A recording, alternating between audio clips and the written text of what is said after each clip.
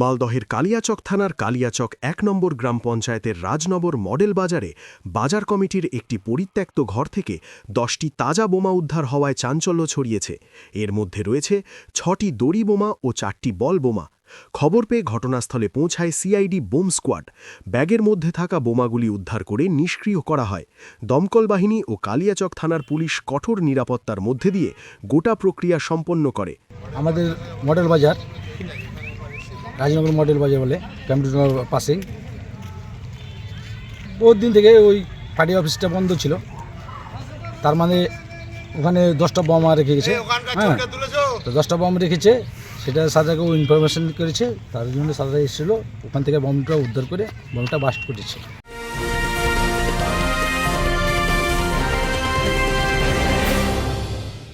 উত্তর ২৪ পরগনা ও তার আশপাশের এলাকার মানুষের সেবায় ক্যাথ ল্যাবের মতো অত্যাধুনিক সুবিধা নিয়ে পরিষেবায় ব্রতী সারদা মাল্টি স্পেশালিটি হাসপাতাল।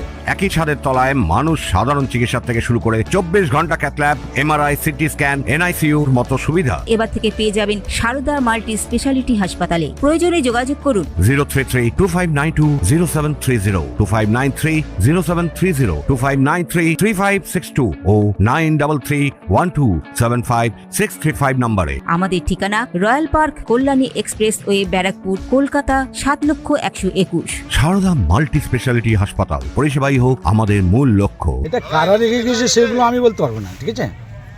এখন আর মধ্যে কার কি আছে না আছে, কার বিরক্ত লিয়ে আছে, সেটা তো আমরা বলতে পারবো না। ওটা কি পরিত্যক্ত ঘর ছিল বাজার কমিটি? হ্যাঁ, পরিত্যক্ত ঘর না, বহুদিন পুরানো ঘর ছিল। ওটা কোনো বসবাস কোনো কিছু হচ্ছে না, কাঁচড়া পড়ে থাকে, ঠিক আছে?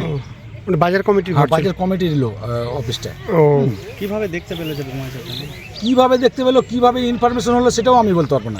তবে কে বা কারা এই বোমাগুলি সেখানে মজুত করেছিল তা নিয়ে তদন্ত শুরু করেছে পুলিশ।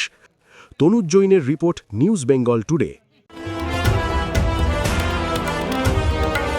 মেঘবেলা লাইভে আপনার পছন্দের টিভি চ্যানেলস সম্পূর্ণ বিনামূল্যে, শুধুমাত্র মেঘবেলা ব্রডব্যান্ডের কানেকশনের সঙ্গে। মেঘবেলা ব্রডব্যান্ড, বাংলার ঘরে ঘরে।